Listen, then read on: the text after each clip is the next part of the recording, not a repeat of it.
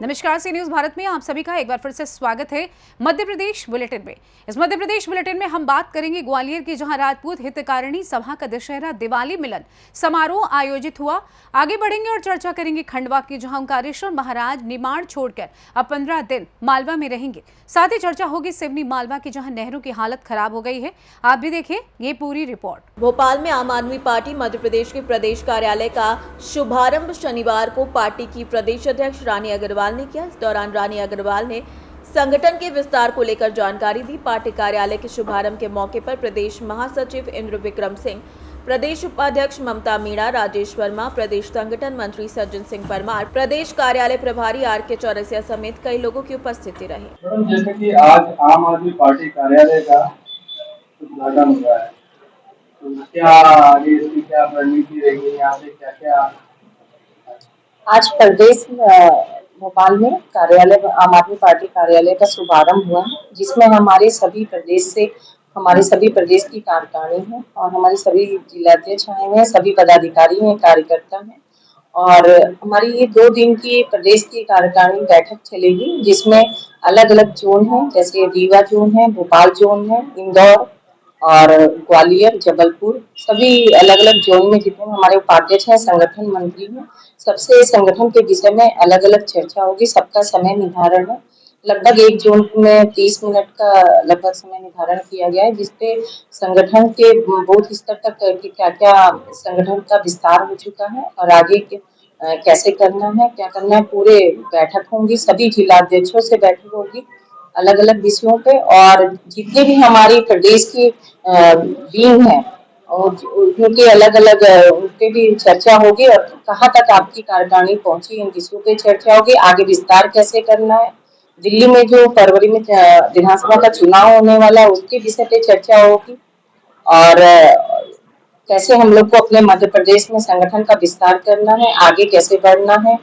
और जो चल रहा है मध्य प्रदेश में, आप देख रहे हैं कि जो भारतीय जनता पार्टी की सरकार है वो कैसे तानाशाही कर रही है और किस प्रकार आप देख रहे हैं कि महिलाओं पे किस तरह मध्य प्रदेश में अत्याचार हो रहे हैं, किसानों पे हो रहे हैं। तो इन सब विषयों को लेकर हमको कैसे आगे बढ़ना है और जनता के तक पहुंचाना है, यही विषयों पे भोपाल का यहाँ पे कार्यालय में 2 दिन की पूरी कार्यकारिणी। लोकसभा चुनाव के बाद आम आदमी पार्टी कार्यकर्ताओं में जो मनोबल टूट रहा है, उसको किस तरह देखते हैं? ऐसी कुछ बात नहीं है, मनोबल आज भी उतना ही है और जैसे जैसे आगे संगठन का विस्तार होगा उस तरह हमारी मजबूती और आगे बढ़ रही है। पूरी प्रदेश की कार्यकारिणी बन चुकी है, जिला की हो चुकी है कार्यकारिणी, अब निचले बूथ स्तर तक, ब्लॉक स्तर तक हम सबको पहुंचना है। अभी हम अपना संगठन मजबूत कर रहे हैं और उसका विस्तार कर रहे हैं और इस आगे आपको जो चुनाव होने वाले हैं आपको देखने को मिलेगा, क्योंकि आम आदमी पार्टी सिर्फ काम के नाम से जानी जाती है। दिल्ली में हमारे नेता अरविंद केजरीवाल जी ने वो काम करके भी दिखाया है और हमारे आम आदमी पार्टी का विस्तार हो रहा है। अभी भी आप सबको देखने को मिला कि जम्मू कश्मीर में भी हमारे एक विधायक आए हैं और इस प्रकार हमारे आम आदमी पार्टी का विस्तार हो रहा है। पार्टी के मुख्यमंत्री से नहीं है, तो स्थितियों में कार्यकर्ताओं में और जो कार्यक्रम में भी कमी आई। ऐसा नहीं है, उन्हें खुद त्यागा है, ऐसा नहीं है। वो ऐसे हमारे नेता अरविंद केजरीवाल जी हैं जिनको कुर्सी की नहीं सिर्फ जनता के नाम से जानी जाती है। उन्होंने खुद अपनी कुर्सी छोड़ी है, क्योंकि आप देख रहे हैं कि भारतीय जनता पार्टी की सरकार उस किस तरह हमारे आम आदमी पार्टी के जितने भी हमारे सर्वोच्च हमारे जितने भी नेता हैं उनको किस तरह जेल में डाल दिया जा रहा है ईडी सीबीआई का सहारा लेकर, क्योंकि जो भारतीय जनता पार्टी की सरकार एक प्रकार से तानाशाही चल रही है और ये सब जनता देख रही है। और ये भोपाल से सीनियर संवाददाता मनीष वर्मा की रिपोर्ट। ग्वालियर में शनिवार को राजपूत हितकारिणी सभा द्वारा आयोजित दशहरा दिवाली मिलन समारोह में विधानसभा अध्यक्ष नरेंद्र सिंह तोमर और लोक निर्माण मंत्री राकेश सिंह की उपस्थिति में क्षत्रिय समाज की विभूतियों को सम्मानित किया गया। समारोह में लगभग 2 दर्जन विभूतियों को उनके उत्कृष्ट कार्यों के लिए सम्मानित किया गया, जिसमें तलवारबाजी, चिकित्सा, शिक्षा, वाइल्ड लाइफ फोटोग्राफी और उद्योग के क्षेत्र में काम करने वाली हस्तियों को सम्मानित किया गया। विधानसभा अध्यक्ष नरेंद्र तोमर ने अपने संबोधन में क्षत्रिय समाज को अपने पूर्वजों से उदारता, सेवा भावना और संघर्षशीलता को आत्मसात करने की प्रेरणा दी। लोक निर्माण मंत्री राकेश सिंह ने कहा कि क्षत्रिय समाज हर वर्ग के साथ चलने वाली जाति और इसके पूर्वजों ने देश और संस्कृति की रक्षा के लिए बलिदान दिया। समारोह में पूर्व मंत्री जयभान सिंह पवैया, संत कृपाल सिंह, सांसद शिवमंगल सिंह तोमर, पूर्व मंत्री डॉक्टर गोविंद सिंह, हिमाचल प्रदेश के पूर्व मंत्री गोविंद सिंह ठाकुर समेत कई लोगों की उपस्थिति रही। इस कार्यक्रम में उत्तराखंड के मुख्यमंत्री पुष्कर सिंह धामी का वर्चुअल संदेश भी प्रसारित किया गया। कार्यक्रम का संचालन अंशु भदौरिया ने किया और स्वागत उद्बोधन नरेंद्र सिंह सिकरवार ने किया। कार्यक्रम की शुरुआत दीप प्रज्वलन और शमी और शस्त्र पूजन के साथ की गई। ये तो आप सब लोगों को विदित ही हो गया होगा कि ये दशहरा मिलन समारोह का आयोजन है जो दशहरे के बाद हम लोग रखते हैं और राजपूत हितकारिणी सभा का ये बहुत महत्वपूर्ण त्यौहार रहता है क्योंकि उस दशहरे पे हमें चीफ गेस्ट मिलना मुश्किल होते हैं तो उसकी वजह से हम थोड़ा बाद में तो हर वर्ष की तरह इस पर अब से काफ़ी अंतराल के बाद ये हो रहा है और हमें उम्मीद है कि इसको विशाल रूप दिया जाएगा और दिया जा रहा है। और हमारे बीच में चीफ गेस्ट के तौर पे आदरणीय श्री नरेंद्र सिंह जी तोमर हैं, अध्यक्षता राकेश सिंह जी PWD मिनिस्टर मध्य प्रदेश शासन, आदरणीय विधायक गोविंद सिंह जी ठाकुर, पूर्व कैबिनेट मंत्री मनाली हिमाचल प्रदेश, आदरणीय विधायक मितेंद्र सिंह जी, विधायक पृथ्वीपुर, और इसी तरह से डॉक्टर गोविंद सिंह जी भी हैं, आदरणीय माननीय प्रद्युमन सिंह जी, माननीय गोविंद सिंह जी, अब जो भी लोग अधिकतर अतिथि हैं और सभी क्षत्रिय समाज के साथ साथ हमारे कार्ड में एक विशेष तौर पे लिखा रहता है क्योंकि हम सभी से जुड़े हुए हैं कि अपने इष्ट मित्रों सहित जरूर पधारें। तो इष्ट मित्रों में ये ज़रूरी नहीं कि अपने क्षत्रिय वर्ग सभी वर्गों को निमंत्रित रहता है और सब इसमें शामिल भी होते हैं जो हमसे जुड़े हुए हैं। तो इसको दशहरा मिलन समारोह का रूप दिया गया है। शस्त्र पूजन है, समी पूजन है, भगवान राम के सानिध्य में सब लोग ये कार्यक्रम। ग्वालियर से सीनियर संवाददाता शिवम सिंह चौहान की रिपोर्ट। ग्वालियर शहर के मुरार थाना क्षेत्र में एक बार फिर हिट एंड रन का मामला सामने आया है। ये घटना बड़कागांव खुरेरी हाईवे के पास हुई जहां एक तेज रफ्तार डंपर ने बाइक सवार युवक प्रदीप राजपूत को कुचल दिया। प्रदीप अपनी बाइक से घर जा रहा था, तभी डंपर ने उसे जोरदार टक्कर मार दी और बाइक सहित युवक को 50 मीटर तक घसीटते हुए ले गया। इस दर्दनाक एक्सीडेंट में प्रदीप की मौके पर मौत हो गई। घटना की जानकारी मिलते ही आसपास के लोग मौके पर पहुंचे और डंपर चालक को पकड़ने की कोशिश की, लेकिन चालक वाहन छोड़कर भागने में सफल हो गया।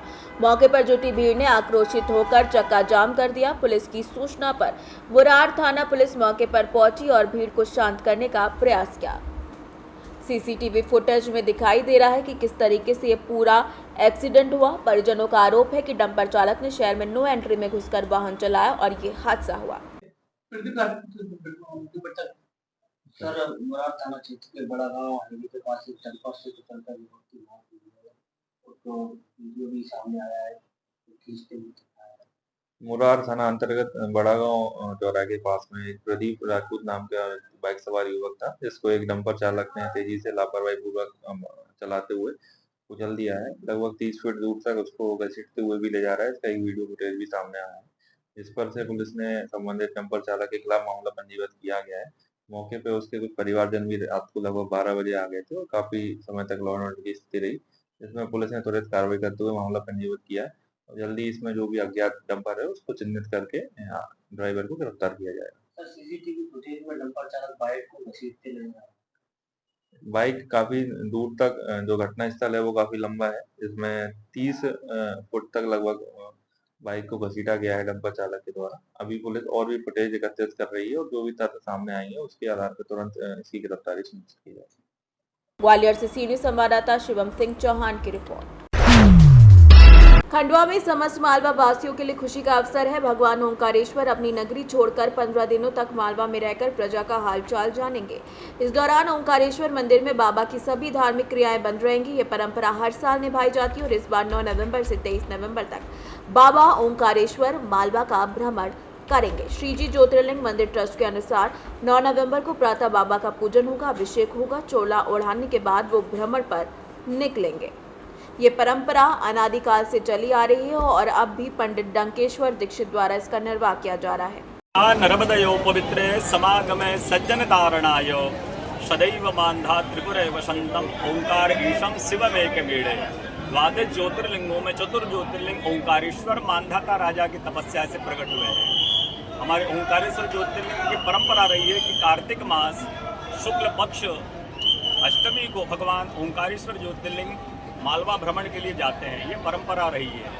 तो आज रविवार के 10 तारीख को कार्तिक मास शुक्ल पक्ष अष्टमी को भगवान ओंकारेश्वर 9 नवंबर को मालवा भ्रमण के लिए जाएंगे, जो 23 नवंबर शनिवार को भगवान वापस भैरव अष्टमी के दिन पधारेंगे। ये हमारी परंपरा रही कि बाबा जो है ओंकारेश्वर ज्योतिर्लिंग निमाड़ में निवास करते हैं, उनका ससुराल मालवा क्षेत्र है। तो 15 दिन के लिए वो कार्तिक मास में भ्रमण के लिए जाते हैं। तो उनके भ्रमण के साथ में जाते तो उनको साथ में मंदिर ट्रस्ट प्रशासन द्वारा उनको ढोल नगाड़े के साथ विदा करके 1.25 मन का प्रसाद मंदिर ट्रस्ट द्वारा उनको वितरित किया जाता है कि जाइए प्रभु 15 दिन जब जाएंगे तो ये प्रसाद लेकर के जाइए, ताकि रास्ते में जो भक्त मिले उनको प्रसाद भी देना है और उनके दुख सुख का हाल लेकर 15 दिन बाद वापस भैरव अष्टमी को 23 नवंबर शनिवार को वापस भोले बाबा लौटेंगे वापस। तो मंदिर ट्रस्ट द्वारा ढोल नगाड़ों स्वागत करें, उनका आगमन के स्वागत करेंगे और झूला पलना चौपड़ पासे भैरव अष्टमी 23 नवंबर शनिवार को ही बाबा का झूला पलना चौपड़ पासे लगेंगे। ये हमारी परंपरा रही है शुरू से ही, उसको हम निभा रहे हैं, उसको आगे बढ़ा रहे हैं। और कार्तिक मास जो श्रेष्ठ महीना है वो भगवान शंकर भोले बाबा के ज्येष्ठ पुत्र का महीना है।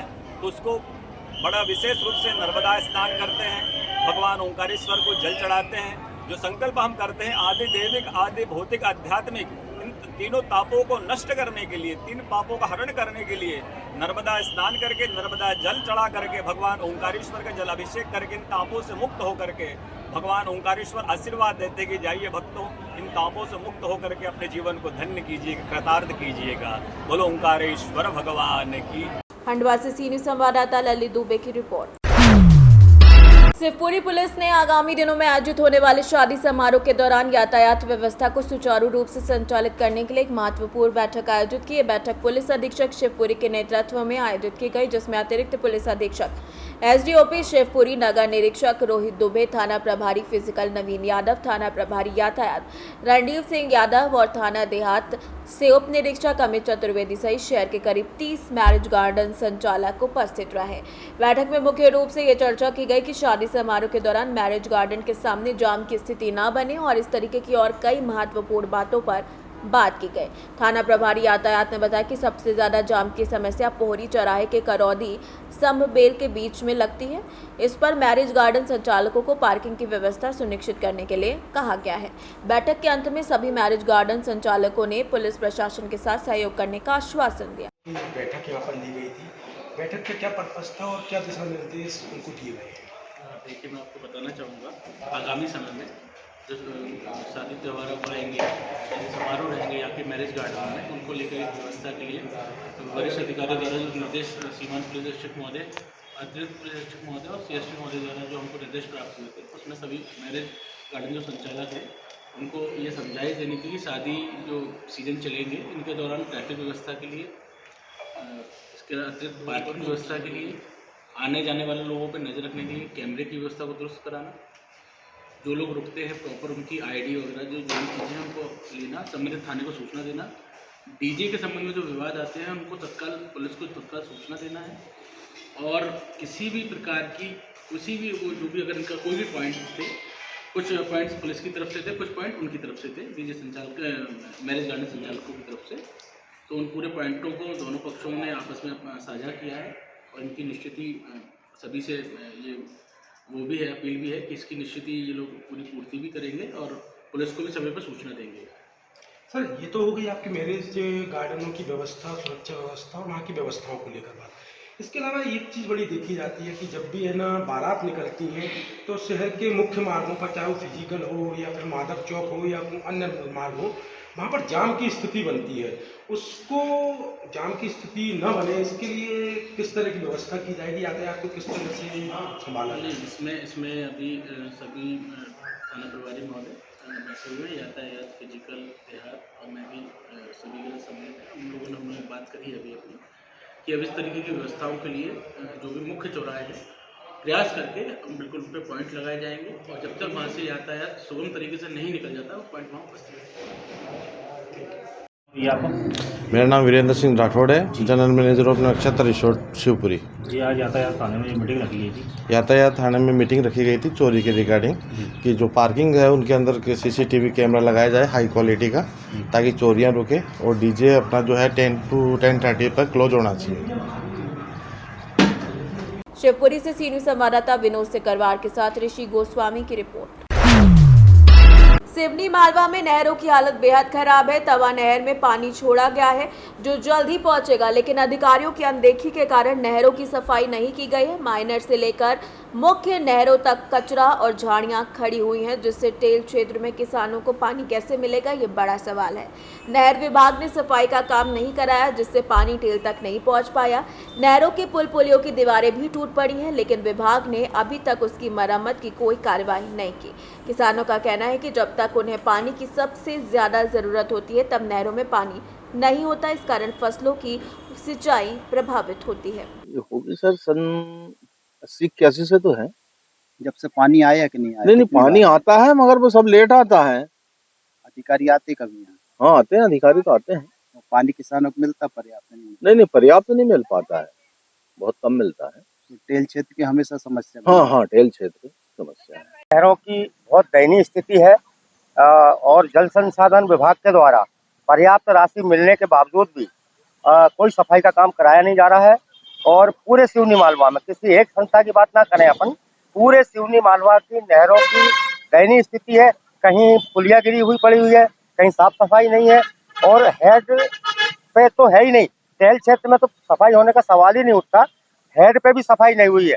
हाँ लीपा पोती जो सिंचाई विभाग के अधिकारी जो हैं, ये एसडीओ हो चाहे ई हो या उनके सब इंजीनियर हो, ये क्या करते हैं कि लीपा पोती के नाम पे रोड साइड में जहाँ बड़े बड़े अधिकारियों की गाड़ी कभी आती है उस जगह पे थोड़ी साफ सफाई कर देते हैं, ताकि अधिकारी निकले तो गाड़ी में बैठते दूर से जाते हुए देख ले कि हाँ नहर की सफाई है।